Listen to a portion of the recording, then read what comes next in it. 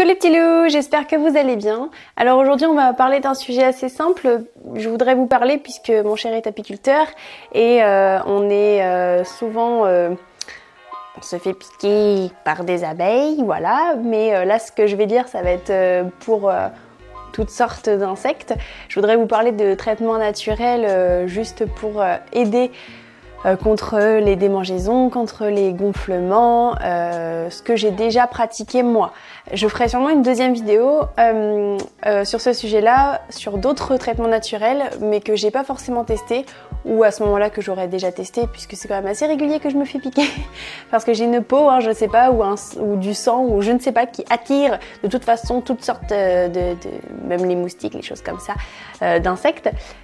Et donc voilà, donc je pourrais tester d'autres choses, mais je vais vous parler de ce que j'ai déjà testé. Je suis très blanc, je suis désolée, le soleil est en train de se coucher, je suis face à ma fenêtre et du coup ça fait vraiment très très blanc. Alors voilà, je suis Blanche-Neige ce soir. Donc comme traitement que j'ai déjà testé, qui aide beaucoup et qui fonctionne, ça va être les cataplasmes d'argile, donc à mettre directement sur la piqûre. Donc les cataplasmes d'argile, n'hésitez pas à mettre épais, genre 2 cm voire même plus comme vous pouvez, mais en tout cas assez épais pour éviter que ça sèche et que vous pouvez par exemple le mettre toute une nuit sans que justement le cataplasme sèche. Et à renouveler autant de fois que vous avez besoin par rapport au fait que ça vous démange toujours ou que c'est encore gonflé, voilà, à répéter. Et de la même sorte, vous pouvez faire des cataplasmes de chou. Donc le chou, vous le prenez et vous essayez de le passer au rouleau à pâtisserie pour faire sortir en fait toute l'eau du chou. Et vous le mettez donc en cataplasme directement sur la piqûre, enroulé d'une bande, enroulé d'un cellophane, enroulé de quelque chose juste pour que ça tienne. Et pareil, vous pouvez le mettre toute une nuit ou pendant la journée si vous pouvez. Je vous dis une nuit, c'est parce que c'est toujours plus simple forcément de mettre un cataplasme la nuit. Donc voilà, donc ça c'est deux choses qui fonctionnent très bien, qui soulagent tout de suite. Dès que vous posez par exemple le cataplasme d'argile, avec déjà le froid, ça fait vraiment un effet apaisant.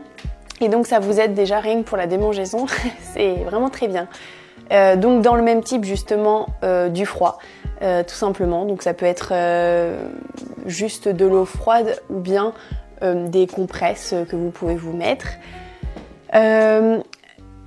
Un quatrième petit traitement, vous pouvez prendre de l'Apis mellifica, c'est une homéopathie. Je vous mettrai en petite photo. En plus là on en a acheté aujourd'hui à la pharmacie parce que c'est quelque chose qui est quand même pas mal à avoir contre les piqûres. Donc c'est vrai que Apis mellifica c'est pas mal d'en avoir chez soi quand justement vous êtes une personne comme moi, soit qui côtoie beaucoup les insectes, soit qui se fait piquer régulièrement. Et donc c'est pas mal du tout. Cinquièmement, ce qui est pas mal sur les piqûres, ça peut être aussi la lavande aspic, donc c'est une huile essentielle. Alors tout le monde dit qu'il faut faire attention avec les huiles essentielles, que voilà, essayer de en mettre un petit peu soit sur votre coude, sur votre poignet, voilà. Après faites comme vous voulez, moi je pense quand même que la lavande aspic est une des huiles essentielles quand même qui n'est pas du tout dangereuse, quand même on utilise ça sur les enfants, donc vous pouvez quand même tester, ça vous coûte rien, mais si vous en avez besoin tout de suite, c'est vrai que ça peut vous soulager. Moi, je pense que je l'ai trop utilisé ou que j'ai trop l'habitude des huiles essentielles. Et j'avoue que l'huile essentielle de lavande aspic aujourd'hui m'aide pas énormément. C'est pour ça que moi en général c'est cataplasme direct parce que ça m'aide beaucoup et c'est top, ça me soulage. Donc voilà, c'est souvent ça que j'utilise, c'est pour ça que je vous l'ai dit en premier. Et sixièmement, quelque chose que j'ai déjà testé aussi, ça va être l'aloe vera. Je me rappelle du coup quand je me suis fait piquer et que j'ai fait de l'argile et que ça me tirait quand même au bout d'un moment, j'aurais pu mettre de l'aloe vera et un abonné de la chaîne du coup de vlog m'a dit t'aurais pu m'essayer l'aloe vera. Et effectivement je l'avais déjà fait sur des piqûres et donc l'aloe vera aussi est quelque chose qui apaise énormément.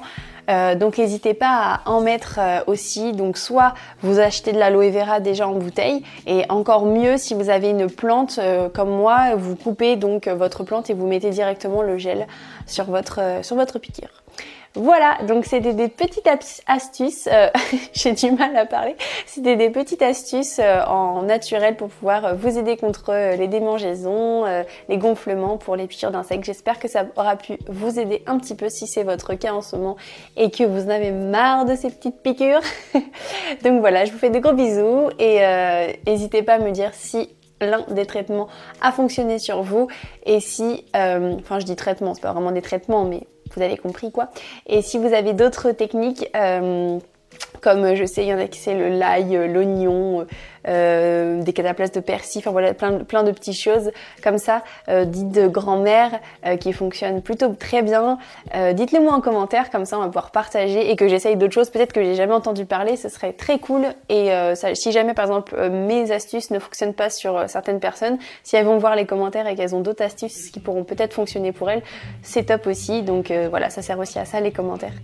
Donc je vous fais plein de gros bisous et du coup je vous dis à la semaine prochaine pour une nouvelle vidéo.